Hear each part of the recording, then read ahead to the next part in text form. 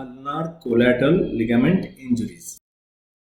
It is well established that the medial ulnar collateral ligament is the primary restraint to valgus force across the elbow. Accordingly, the UCL is a common source of medial sided elbow pain in overhead or throwing athletes, including baseball players, javelin throwers, gymnasts, and football quarterbacks. Coming to the evaluation and treatment. Goals of treatment of UCL injuries include restoration of the elbow stability, reduction of elbow pain, and return to the pre-injury level of play. In some patients, these goals can be achieved with a non-operative modalities, and thus all patients initially should be managed non-operatively.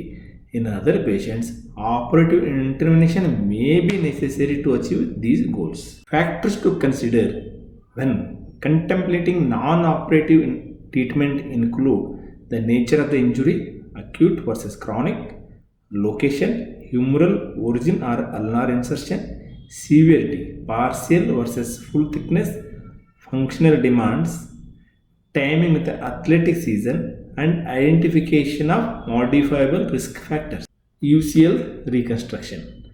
For athletes failing non-operative measures, UCL reconstruction has become the treatment of choice.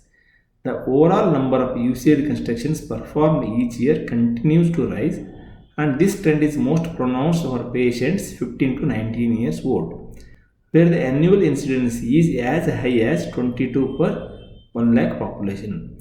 Although the technique initially described by Dr.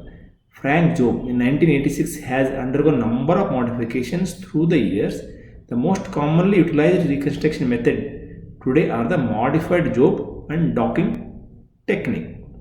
While most surgeons advocate the use of autograft tissue, recent work has suggested that hamstring allografts may provide similar outcomes. Coming to the results, several large studies have demonstrated favorable outcomes following UCL reconstruction, with 83% to 97% of players able to successfully return to high level of competition.